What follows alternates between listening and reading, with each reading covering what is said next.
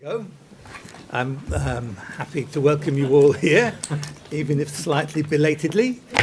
I-95 apparently is now accident-free, so we can begin our meeting. Okay, so going to work this. I'll give a couple of words of introduction, and then our panelists will speak in alphabetical order, starting with Laura, Yokush. They'll speak for about 15 to 20 minutes each. Then Omer will speak for about 10 minutes, and then we'll open it up for questions, Q&A from the floor, leaving a couple of minutes at the end for the people, Omer in particular, to respond to the questions that have been posed. Okay, so I'd like to welcome you all to the Watson Institute for International and Public Affairs here at Brown, where we're meeting today to discuss, and in fact to celebrate, our colleague Professor Omer Bartov's new book, Genocide, the Holocaust and Israel-Palestine, First-Person History in Times of Crisis, which was published this year by Bloomsbury Academic. And it's a truly remarkable book, which, as we're going to hear from the panelists, tries to take the historical discipline in a new and highly interesting direction. It begins as a kind of reflection on understanding the experience of genocide, which Bartov rightly grasps as not ending when the killing stops, but reverberating on down the years and the decades. So if you want to understand it, you need to take a slightly longer view. But that, of course, leaves the question, how can we grasp the experience of such enormous traumatic suffering? So the book seems to suggest nothing less than understanding not just the experiences of the victims, but their feeling and their consciousness of what was going on. You might say their very soul. And to do it on an individual basis, which is not to say study every single Holocaust victim, but to try to understand people as individuals. This is what he calls first-person history, the study of history through individual biography, which emphasizes the use of ego documents and even fiction as a way of reaching its goal. As a methodology, I think it has much in common with microhistory, but actually seems to surpass it as an enormously powerful and moving way of understanding the past. It's also deeply compassionate and humane approach to writing history. However, as Bartov demonstrates in the writing of the book's various chapters, first-person history is also the history of the historian writing the history. So Omer writes as an Israeli of the immediate post-Holocaust, post-state establishment generation in Israel, a society which he describes as largely composed of displaced people. His deep compassion for these Holocaust survivors, or refugees, however, leads him to another place, and another group of displaced people, the Palestinians, the largely unacknowledged victims of the establishment of his home. Just as he sees the Jews of Eastern Europe and their suffering, and even the physical remains they left behind, being erased from Eastern Europe and the Eastern European memory of the past, so he sees the Palestinians and their remains erased from Israel's landscape and Israel's memory. And it's here that he seems to identify the root of the very intractable problems, or at least the way to solve the intractable problems between the groups. And it's here that we can see his method not just making a contribution to understanding the past, but making a contribution to improving the present. As a final comment, I should add that the book also reveals one of the challenges of first-person history. Writing as an Israeli born in the 1950s, Omer Bartov's worldview is almost entirely secular. Religion, religious thought, religious culture, religious tradition, and religious law, which are so deep a part of the Jewish, the Polish, the Ukrainian, and the Palestinian understanding of their place in the world, is a kind of stepchild to the discussion in the book. Of course, every historian has their blind spots. But when it comes to understanding the soul of another, how can we come close when we ourselves are unable to see the very framework from which it's constructed? So in his astonishing book, Omer Bartov suggests that historical analysis, compassion, and a consciousness of our shared humanity will give us the tools to overcome that problem. Perhaps our discussants will elucidate that further or take us in a whole range of new directions. Thank you. Okay. So I'm going to start with Professor Laura Jokusz. Laura Jokusz is Associate Professor and holds the Albert Abramson Chair in Holocaust Studies at Brandeis University.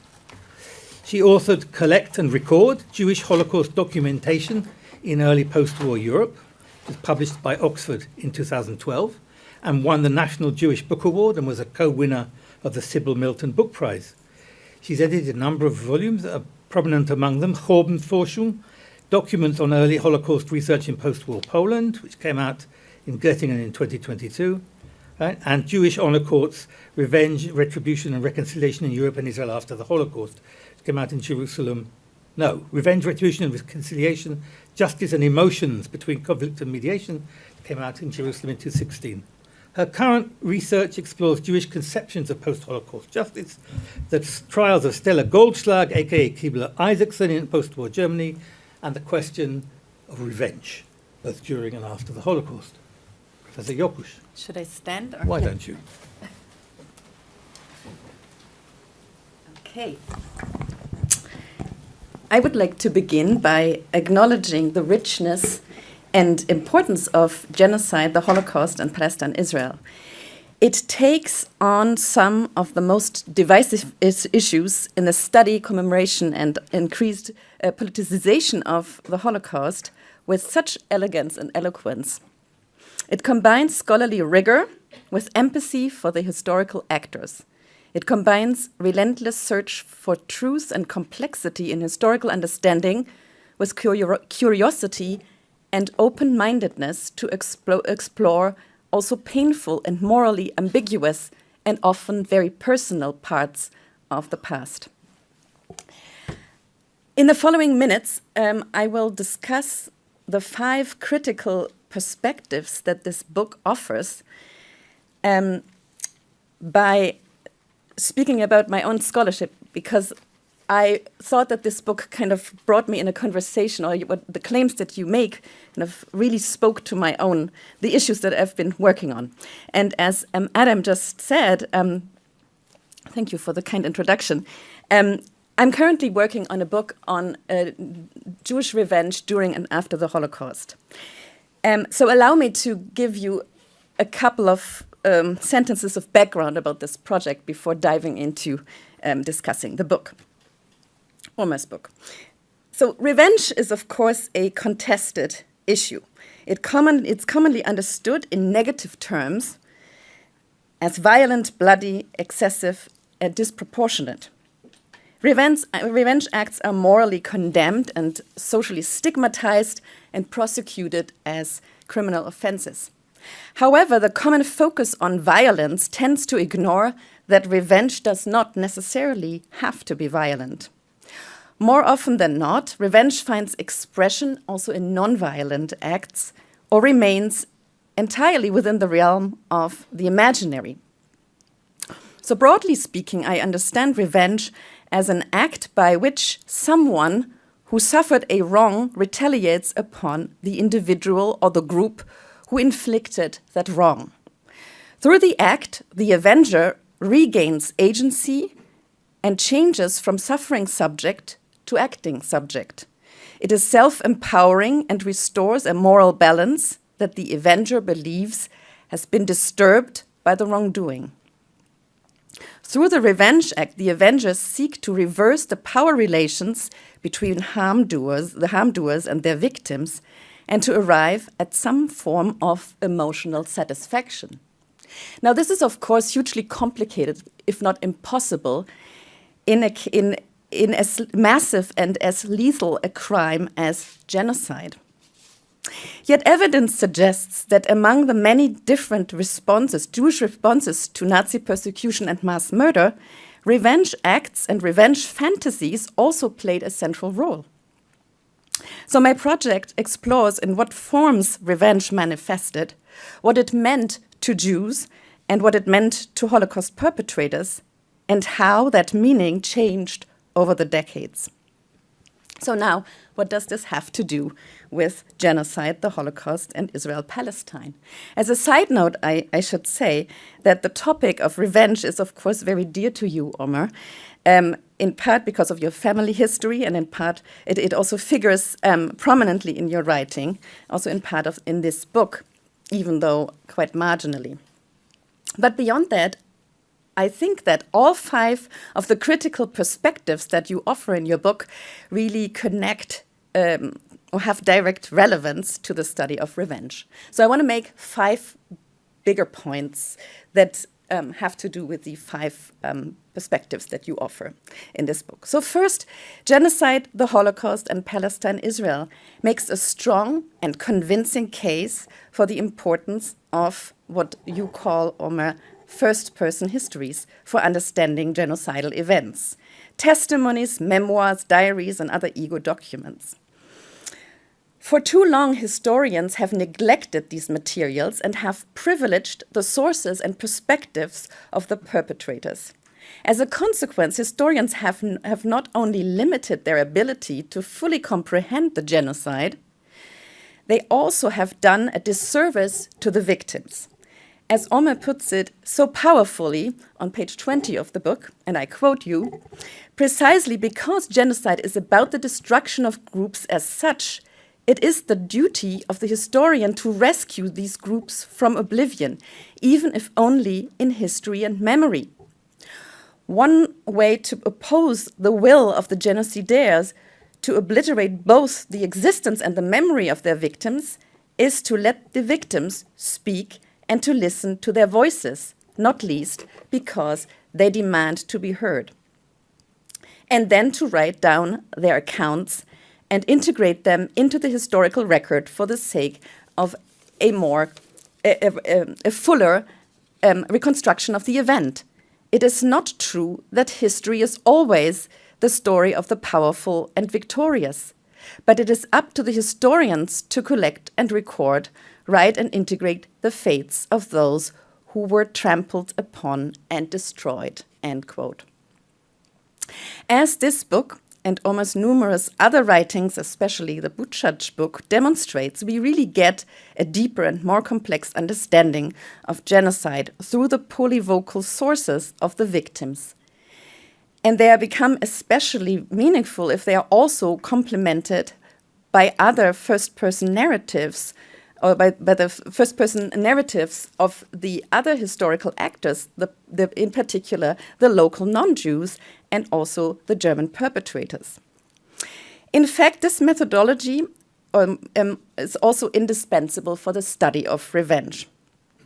For a long time, the topic of revenge was not addressed by hardly addressed by Holocaust scholars, in part because of the sensitivity of the topic, the discomfort with exploring a subject that was a key theme in modern anti-Semitism and especially in Nazi anti-Semitism, namely the stereotype that Jews are quote-unquote vengeful by nature. Studying revenge, portraying Jews as violent, resentful, engaging in vengeance did not fit the image that the survivor as quote-unquote moral witnesses, to use Carolyn Dean's term, that had gained ground in public consciousness, especially since the 1980s. In addition, some of the most prominent moral witnesses, for example, Elie Wiesel and Simon Wiesenthal, denied outrightly that Jews had engaged in revenge during and after the Holocaust. Yet the turn to first-person histories made the study of revenge possible.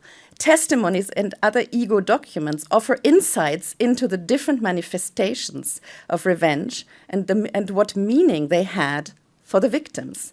Revenge acts by Jews, as for example, physical attacks on SS guards in killing fields and death camps, were desperate last resort acts by human beings who realized that their deaths were imminent and inevitable. For Jews trapped in ghettos, hiding places, concentration and labor camps, thinking, imagining, and writing about revenge provided a coping strategy that helped them go on living under the most brutal and inhumane living conditions after their families had been murdered and their communities had been destroyed. First-person history also reveals that while there was a widespread desire for revenge during the Holocaust, it was rarely enacted after the war. Testimonies provide access to the complex, practical and ethical reasons why Jews chose not to enact revenge in the form of violence, at least, and turned to non-violent and symbolic forms instead. So the second point is that the book convincingly argues for the importance of local history and communal genocide. It shows that the Nazi death camps, especially Auschwitz, have become emblematic for Holocaust as a whole, but only half of the victims met their death in that kind of quote-unquote industrialized form of mass murder. But through mass shootings and close in the locations and communities where they had lived for centuries. It also stresses that mass murder of Jews was an intimate and very public affair that involved not only German orders, institutions, and German perpetrators, but also local non-Jews who preyed on material gains and acted out long-held anti-Jewish sentiments. The book effectively actually deconstructs the category of bystander by showing that no matter what local non-Jews did, whether they helped Jews to survive or helped Germans in their genocide, or sometimes did both at the same time, they always played active roles and never just stood by. It is again first-person history, especially testimony, that allows to assess the dynamics of interethnic relations and the division of labor between German and non-German perpetrators. The lenses of local history and communal genocide are also crucial for understanding revenge during the Holocaust. Much of the daily routine of interethnic violence of local non-Jews against their Jewish neighbors centered around the idea of taking revenge on the Jews for their alleged wrongdoing, for their alleged alliance with communism and support for the Soviets who had preceded the German occupiers. Especially towards the end of the war, fears of surviving Jews coming back and taking back their property further served as a justification, and taking revenge further served as a justification for engaging in genocidal violence. In turn, the local history lens also allows us to analyze revenge acts that Jews took on local non-Jews who abused and betrayed them, and how revenge also for murdered loved ones also motivated individual Jews to participate in armed uprisings and partisan fight. Yet local history also shows that non-Jews' fantasies and fears of Jewish revenge by far outweighed actual revenge acts by Jews. The third point is that the book examines how legal discourse has served to both uncover and deny individual and national complicity. It demonstrates that Holocaust trials were invaluable in the creation of knowledge and awareness, but that the limitations of the law also distorted the historical reality. Granted, perpetrators on trial always deny their intent, agency, and role in the crime. But this proved especially devastating in the context of German law, which heavily relies on subjective criteria, that is, the perpetrator's inner relationship to the crime, for the assessment of individual criminal guilt. As a result, those who had killed as part of their quote-unquote normal daily routine of genocide were deemed less guilty than those who had gone beyond what was ordered and had killed out of passion and sadism. The legal realm is also highly relevant for the study of revenge. Post-war trials reveal German fears of and fantasies of Jews as vengeful. Perpetrators denied that they killed out of base motifs such as anti-Semitism and hatred of Jews, and claimed that they had, quote-unquote, just done their jobs and were in fact, quote-unquote, victims of the circumstances. Many used the false claim that had they refused to shoot unarmed Jewish civilians, they would have paid with their lives, a logic which turned acts of murder into acts of self-defense. While courts let perpetrators get away with that line of defense, witnesses were judged by whether or not they were able to relate excruciating details of their personal trauma without showing emotion. Their credibility was called into question, and they were under the general suspicion that they were lying out of an urge for vengeance. The fourth point, and as my fourth point, I want to highlight that the book adds a personal biographical dimension, which links the fate of Jews in World War II with the displacement and flight of Palestinians in the context of the founding of the State of Israel. And in fact, the book links the Holocaust and the Nakba, but not through their relation to European colonialism or their position in the long history of human violence, or by applying loaded labels such as settler colonialism, but rather the book connects these events, the two events, through its empathetic approach to individual stories and personal traumas, how these personal traumas of Holocaust and Nakba have affected the human encounters between Jews and Palestinians in Israel-Palestine. This also is an interesting context for the study of revenge. There are very interesting connections. For example, I just want to mention a few briefly in passing, so to speak. There's, of course, the example of the Jewish Brigade, the Palestinian Jews who fought in the British Army and took revenge on individual Nazis in the twilight between war and peace. They are examples of Holocaust survivors who came to Palestine right after the liberation and fought in the War of Independence. We have examples of these traumatized individuals who were thrown into another armed conflict and who transferred some of their vengeful impulses they held for Nazi perpetrators onto the Palestinians and Arabs forces they were fighting. For example, that was the case with Abba Kovna, who wrote about his feelings and his emotions, that fighting Arab combatants in Palestine felt like fighting the Nazis. But there are also other examples of survivors who saw the fact that Jews became independent, had an independent state, as a kind of symbolic revenge for the plan to wipe Jews from the face of the earth. And then briefly, my fifth point, the book probes the tensions, of course, between Holocaust and genocide studies, which have, of course, both enriched each other but also been in conflict. Understanding Holocaust and genocide as related catastrophes in the modern era, the book advocates for analyzing these massive human cataclysms on a local and personal scale.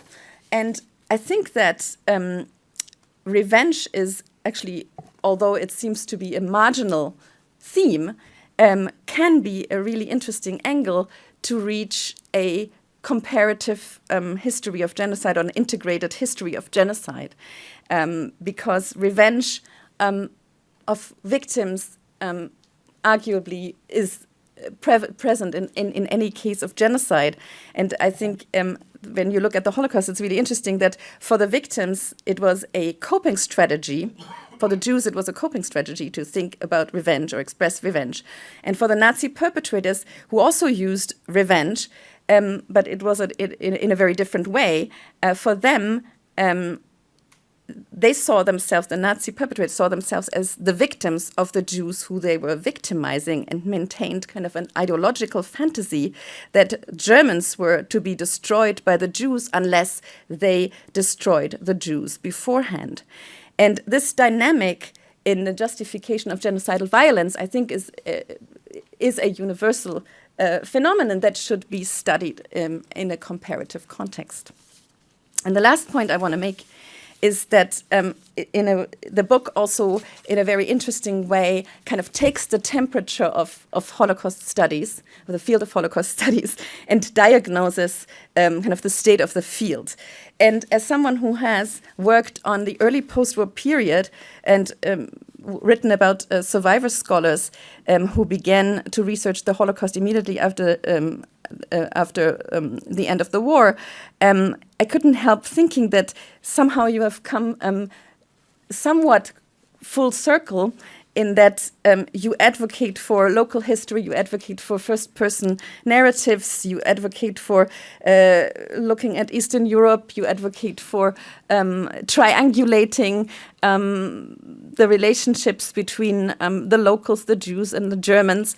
And all these ideas had actually already been around immediately after the war.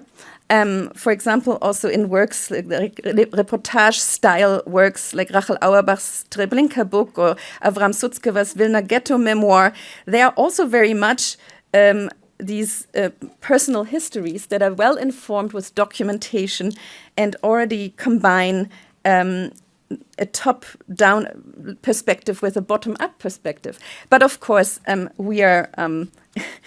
the book shows that you are in a totally different position. You have the benefit of hindsight and the benefit of decades of research, and also decades of your own research. And so it's a different kind of self-conscious, engagement with first-person history.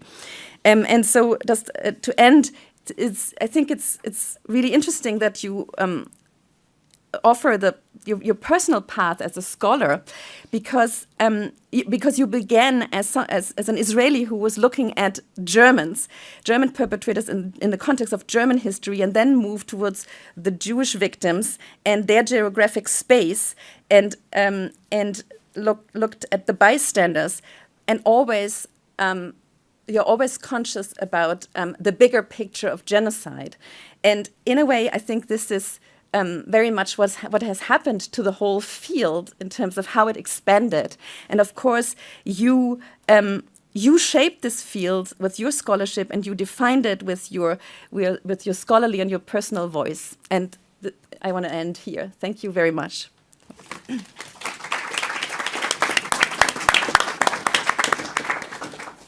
Thank you very much to Professor Yokush.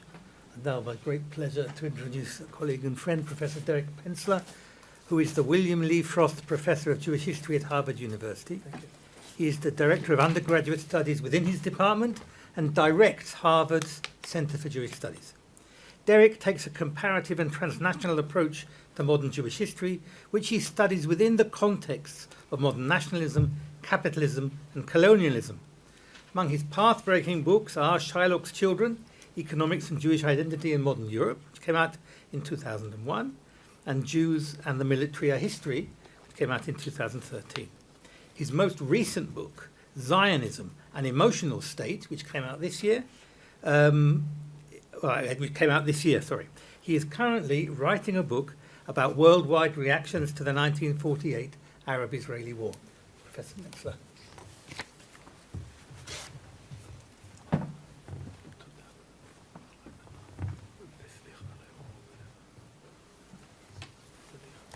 Thank you, Adam, for the introduction. Thank you, Omer, for inviting me to speak here today. Thank you for writing the book. It is a great honor to celebrate the publication of your book, Genocide, the Holocaust and Israel-Palestine, First-Person History in Time of Crisis. One of the remarkable qualities of the book is not only its content, it's also its form, in that it does consist, for the most part, of material from previously published essays that have been artfully rewritten, recast, with an introduction that combines them all together. This is actually a huge challenge. when people put together books based on previously published work to construct an overarching argument and framework. But of course, Omer does this admirably through the concept of the first person, which I'll be talking about quite a bit. But there's something else, which is Omer's voice. He has a distinct authorial voice, which is simultaneously lapidary and lyrical, suffused with a rare combination of compassion and ironic wit. The book is held together by a common theme: the imperative to understand history through the lens of individuality and intimacy. When studying phenomena as vast as genocide, in which the lives of millions are snuffed out, it is as morally necessary as it is psychologically painful to recover the arc of those victims' lives, to relate who they were, how they lived, the choices they made under extreme conditions, and, all too often, how they died.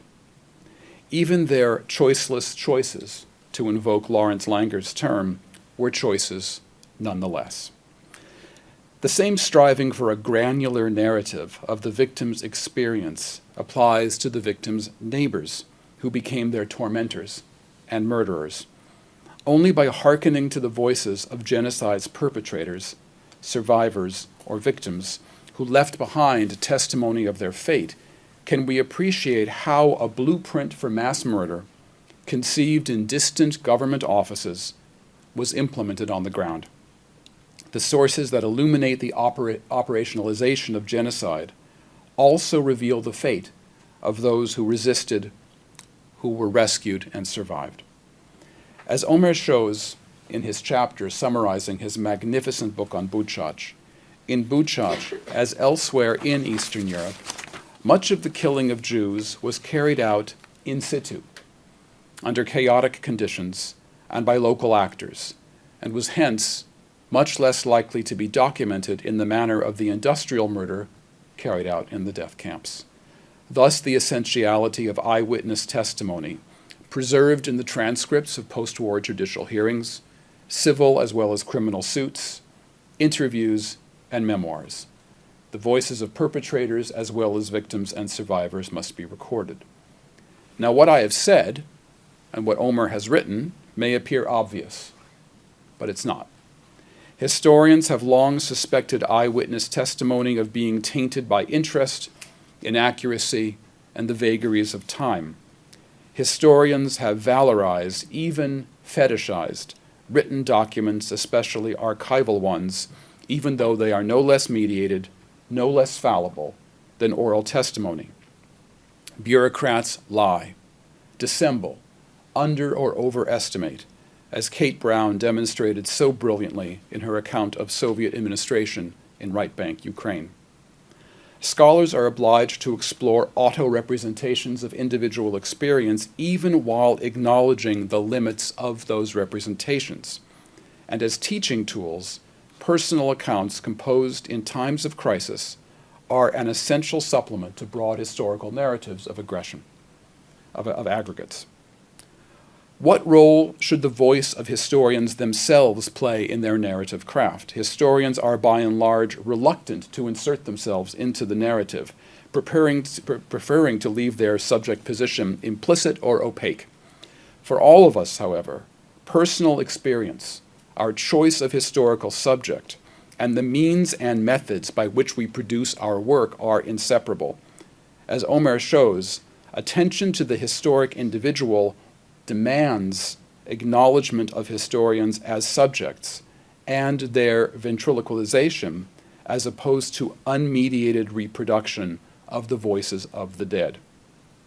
And this observation brings me to the core of my remarks on the final part of Omer's book, in which he delves into his own experience as an Israeli, the child of a family scarred by the Holocaust, and a man whose moral compass led him from the European Holocaust to the Palestinian Nakba.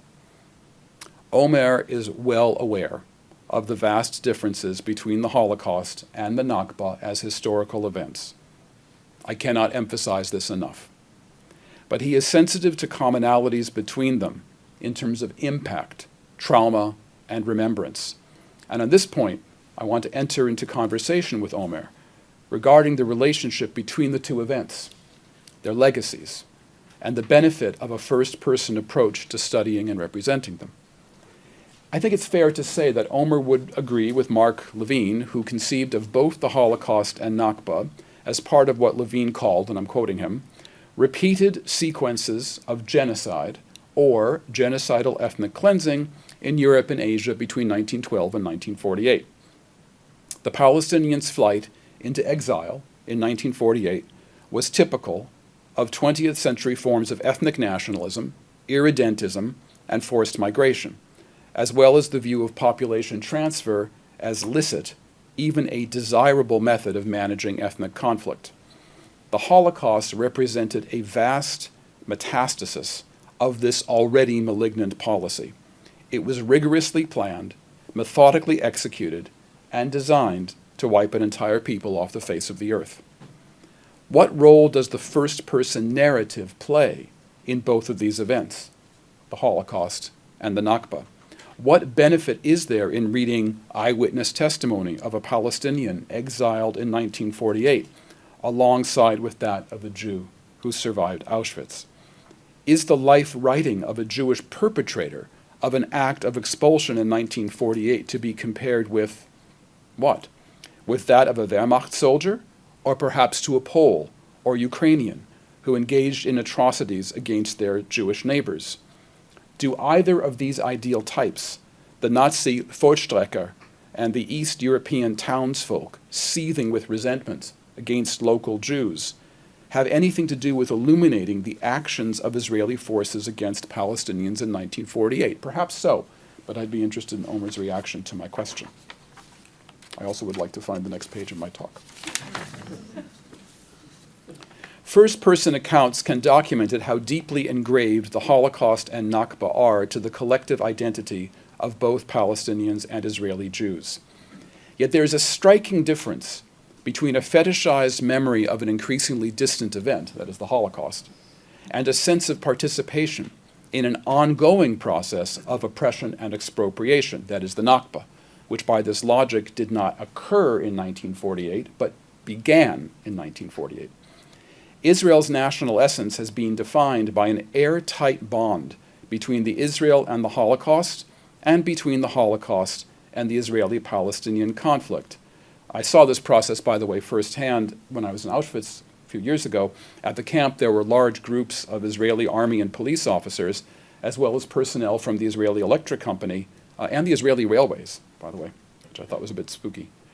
One of the Electric Company personnel wore an Israeli flag like a prayer shawl, and on the back there was embroidered a Hebrew sentence, a memorial to her brother who'd been killed by a Palestinian in a terrorist attack. Now, Palestinian identity is similarly intertwined with and rooted in the Nakba, but as devastating as the conditions of Palestinian life and death in the occupied territories may be, they are so unlike what occurred in the German zones of occupation as to make this comparative discourse highly problematic. So exactly where do you make the comparisons and where do you stop, and how do you deal with an event, however tragic in the past, and one that is ongoing? Perhaps a more helpful approach is to distinguish between private and public memory. For Israeli Jews of Omer's generation, invoking the Holocaust is not only an official commemorative practice, but also a private living memory, an experiential one for the few remaining survivors, but more commonly one that was transmitted through parents or those grandparents who managed to survive. Either stories they told or, particularly in the early years of the state, the stories they withheld. Since the trial of Adolf Eichmann, public and private memories of the Holocaust have intermingled, often with a mutually reinforcing effect, but we should never lose sight of the purely private memory. Alon Confino recently published an essay about a Polish-Jewish survivor couple, Genia and Henryk Kowalski, who refused to inhabit a dwelling in Israel that had belonged to Palestinian refugees. The Kowalskis' experience, this is why I don't like double-sided one.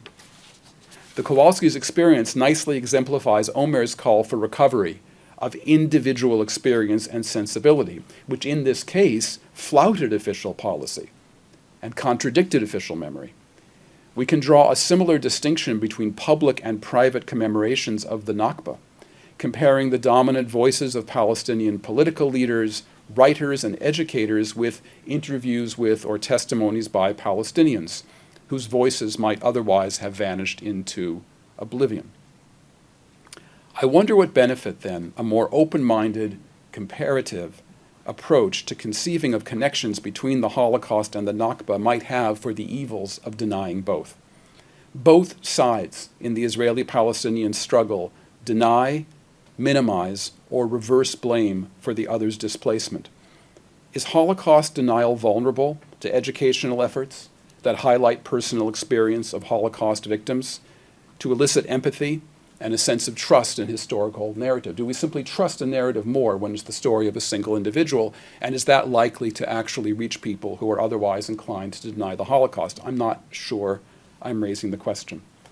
And to what extent are Jews even sufficiently aware of the Nakba to deny it? That is, denial of a phenomenon presupposes its presence as a kind of psychic silhouette.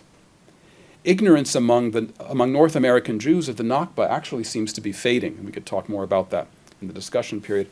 But what about Israel? Outside of academia and the arts and dovish publications and NGOs and universities, knowledge of the extent and source of the Nakba remains cloudy. Official acknowledgement is non-existent. In Israeli public discourse, few Israelis deny that Palestinians left the country. That's not the issue. But its scale is routinely minimized, and Palestinian flight is described as voluntary or coerced by Arab authorities as opposed to resulting from actions by Israeli forces. Omer's voice, like that of many of his Israeli colleagues who speak out on the Nakba, is powerful. But ultimately, the memory of the Nakba is borne by the Palestinians, who, despite Israeli domination and oppression and the destruction and dispersal of Palestinian archives, are writing their history and documenting their present. Conventional wisdom to the contrary, history is not written only by the victors. It is written by the living, the vanquished as well as the victors, and their voices find an audience. The problem for the Palestinians, I fear, is not a lack of speech, but rather a failure by so many people, Jewish and Gentile alike, to listen, and even more so to hearken. The Holocaust is over, but anti-Semitism survives, and in some environments it flourishes. The Nakba continues and may be on the verge of a rapid acceleration. What can academics do about it? Surely, as Omer has shown, the study of both the Holocaust and Nakba is analytically enriched and rendered more affectively compelling via a first-person approach. But the kind of writing that can reach a broad public and shift its mood is more likely to take the form of grand narrative with little or no apparatus, and written in lyrical prose that few scholars can muster. Popularly cast historical writing, memoir, fiction, and amalgams of fiction and nonfiction will reach the public precisely because the first person lies at their center, and the book's narratives frankly appeal to the emotions. Omer's writing, especially in this book, has always had such qualities, but I want to close my remarks with a reference to his recently published novel, The Butterfly and the Axe, which I see as deeply connected to this book, even if its formats differ substantively. Like the book we are honoring this evening, the novel combines the stories of the Holocaust on the one hand and Israel's past and present on the other. Like this book, the novel is told through the perspective of a first-person narrator, in this case Omer himself, along with a series of narratives by other figures, a perpetrator, a victim, and descendants of both, relating their individual experiences. Now, fortunately for us, Omer's book, Genocide, the Holocaust and Israel-Palestine, features the elegant writing and insightful aperçu that one would want from a historical novel. Still, it would be an interesting experiment to divide a class in two and assign them two different texts about the Holocaust, a historical narrative about the Holocaust in Eastern Europe and this novel, and to compare the students' reactions to each. Would the novel's character development and its non-linear narrative lessen or enhance their understanding of the subject? As to Israel-Palestine, we all know how effectively literature conveys the conflict's tragic dimensions.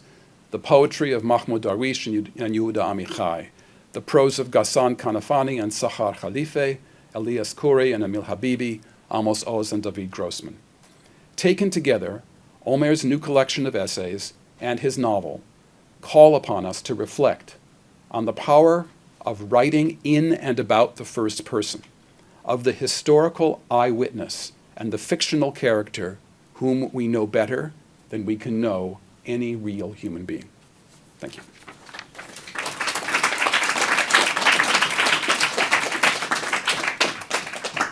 Thank you very much, Professor Pensler. Our third speaker is Professor Frances Tanzer, who is the Rhodes Professor of Holocaust Studies and Jewish Culture at Clark University. She wrote her PhD here in the History Department at Brown University, completing it in 2018. Her book, Vanishing Vienna, Philosemitism, Modernism and Jews in a Post-War City, is forthcoming with the University of Pennsylvania Press. She's had articles published in the Leo Baeck Institute Yearbook and Contemporary European History. And in 2021, she received the Sussland Fellowship at the United States Holocaust Memorial Museum. Her new project is entitled Klezmer Dynasty, An Intimate History of Modern Jewish Culture, 1880 to 2019. Professor Tanzer.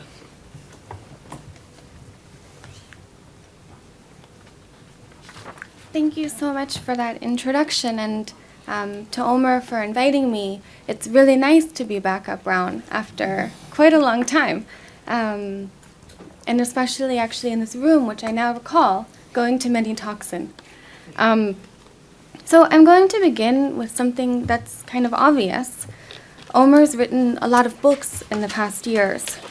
We might think about the last four, that is the four preceding this one, that we're gathered tonight to discuss, as a sort of borderlands quartet. Erased in 2007, Anatomy of a Genocide in 2018, Tales from the Borderlands from 2022, and finally The Butterfly and the Axe, which Derek Pensler was just discussing, a mix of novel, memoir, and history, published earlier this year, and I think indicative of some of the methodological considerations in the volume that we're discussing tonight. These books are focused specifically on Omer's mother's childhood town, Buchach in eastern Galicia. And taken together, the four books discuss a sense of creative and artistic potential in the Borderlands region on the eve of the 20th century, a moment that was marked by an unprecedented open-ended quality. And they also describe more extensively the circumscription, or better even, reshaping of that potential with the rise of nationalism and the incredible violence of the 20th century, including, of course, the Holocaust. The questions that link these publications are quite large. What makes men and women, especially neighbors, commit atrocities? How do people later perceive and remember violence? And finally, how do the stories told, and more often not told, about that violence then remake the world, and especially lead to further instances of violence? Answering these questions requires Omer to move far beyond Buchach. These books stretch across centuries and geographies. A longer chronology of the 20th century comes into view. Omer proposes that explaining the extreme violence of Central Europe requires one to investigate the tales that the peoples living there had long told themselves about their history and also about their relationship to the land. Relatedly, Omer's recent works make a concerted effort to link Europe to Israel-Palestine and to link the Holocaust to the Nakba. The book that we're discussing tonight, Genocide, the Holocaust and Israel-Palestine, First-Person History in Times of Crisis, brings together, I think, the most important theoretical, methodological, and historiographical interventions made across this quartet. I'll keep calling it that because it sounds nice, into one volume. One of those interventions is to propose first-person history as a method for studying histories of violence and genocide. And we've already heard a great deal about this tonight. Hopefully I can add something new. This approach of first-person history is what I'm going to focus the rest of my remarks on, And I think it's sort of a subversive approach, so I hope I can start to unravel that. Omer's wager is that historians could learn a great deal from juxtaposing historical reconstructions of the past with accounts of how that past was experienced by its protagonists. This sort of first-person history would make use of all the materials produced by individual protagonists of a particular event: diaries, post-war testimonies, trial records, memoirs, historical fiction, and film. And in fact, this volume reviews many of those different types of documents. His version of first-person history is predicated on a particular understanding of the relationship between fiction, history, and memory. Exemplars of this approach are Primo Levi, Sebald, Charlotte Delbo, Camus, and especially H.G. Adler, who I'll discuss in more detail. According to Omer, these works can resolve, or help to resolve, one of the most foundational tensions of representing the past. If the representation is too clear, then it might make us think that we understand, and could therefore prepare for similar circumstances should they arise in our own world, or should we be transported back into those circumstances. Omer gives the example of a student who reads Primo Levi and declares that she finally understands at last the Holocaust, a dynamic that Levi was certainly sensitive to and also tried to avoid. On the other hand, if representations are too opaque and abstract, then the reader might find them irrelevant. In other words, first-person fiction, in particular, might help to resolve some of the tensions of the historian, the professional need to be objective, and one's own engagement with the historical event at hand, or even simply empathy for its protagonists. Omer explores this theme through a discussion of H.G. Adler in a really beautiful essay in this volume. Adler was born in 1910 to an assimilated German-speaking Jewish family in Prague. He was the author